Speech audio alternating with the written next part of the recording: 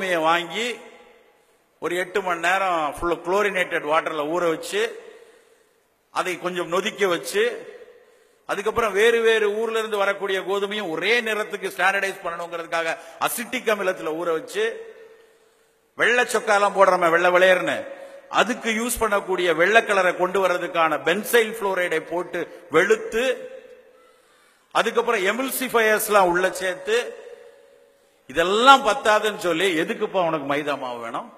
ரொட்டி செய்ய போறியா, இல்லைன்னா பிரெட் செய்ய போறியா, இல்லைன்னா பரோட்டா செய்ய போறியா?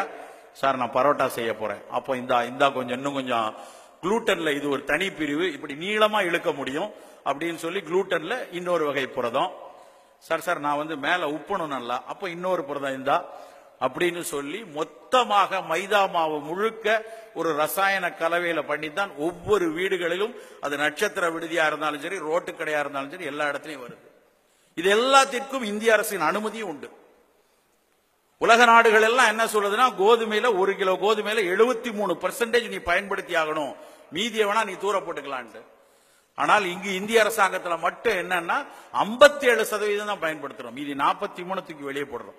நல்லதை பூரா பிரிச்சு வெளியே தூக்கி போட்டு குப்பையை மட்டும் அழகா வெள்ளை விளையர்னு பேக் பண்ணி கொண்டு வந்து தட்டுறோம். விளைவு என்ன தெரியுமா?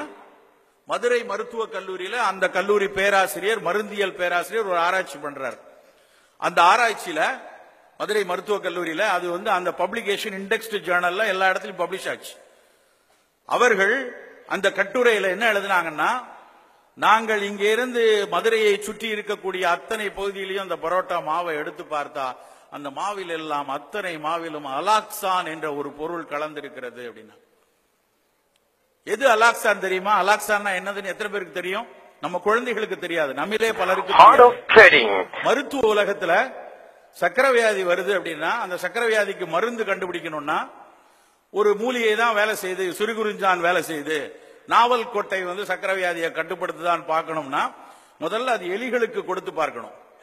அந்த எலிகளுக்கு அப்புறம் தான் பிறருக்கு கொடுத்து பார்க்க முடியும். அப்ப எலிகளுக்கு சர்க்கரை நோயை உருவாக்கி அந்த சர்க்கரை நோயை அது கட்டுப்படுத்துகிறதான்னு பார்க்கணும். எலிகளுக்கு சர்க்கரை நோயை உண்டாக்கணும்னா எலிக்கு கல்யாணம் பண்ணி வச்சு அதுக்கு டென்ஷன் ஆக்கி, இல்ல சொந்தமா பிசினஸ் உண்டாக்கி, அதுல பல பிரச்சனையை உண்டாக்கி அப்படிலாம் சர்க்கரை வியாதி வர வைக்க முடியாது. உடனடியா எலிக்கு சர்க்கரை வியாதி வரணும்னா ஒரு இன்ஜெக்ஷனை போட்டா மறுநாள் அதனுடைய பாங்க்ரியாஸ்ல இருக்கக்கூடிய ஐலட் செல்ஸ் எல்லாம் செத்து போயிடும். அப்படி செலுத்துவதற்கு அந்த எலிக்கு செலுத்தப்படக்கூடிய வேதிப்பொருள் தான் நண்பர்களே அலாக்சான்.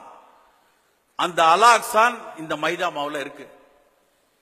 அப்ப அத வாரத்துக்கு ஒருக்கா சாப்பிட்டான, இல்ல வாரத்துக்கு 2 நாள் சாப்பிட்டான, தினம் சாப்பிட்டான. இப்ப தெரியுதா அரிசி காரணமா, இல்ல நமக்கு இருக்கிற பிசினஸ் டென்ஷன் காரணமா, இல்ல நமக்கு இருக்கிற மற்ற பிரச்சனைகள் காரணமா, இல்ல நம்ம அப்பா அம்மா காரணமா, இதையெல்லாம் தாண்டி அலாக்சான் மாதிரி பல்வேறு பொருட்கள் ஒவ்வொரு நாளும் உணவுக்குள்ள வருது.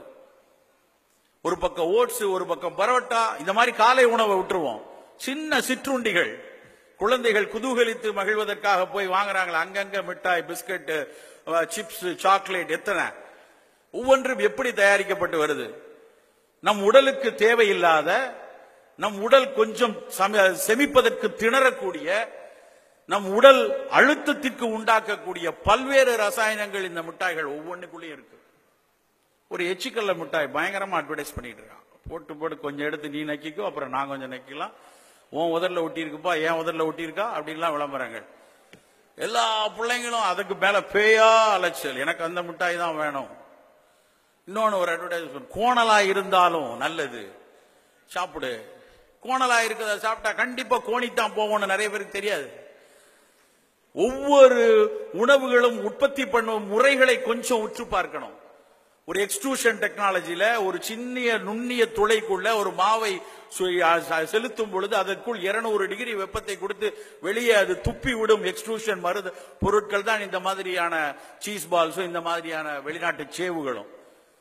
100 டிகிரி, 200 டிகிரி, 240 டிகிரியில சூடு பண்ணும் பொழுது வெளித்து பாப்பப்பாய் வரும்போது எத்தனை புரதங்கள் மாறி இருக்கு, எத்தனை உப்புக்கள் காணாம போயிருக்கு, புதிய உணவு கூறுகள் உருவாகி இருக்கு. இதை பற்றி கூவி கூவி பல அறிஞர்கள் சொல்லிக்கிட்டே இருக்காங்க.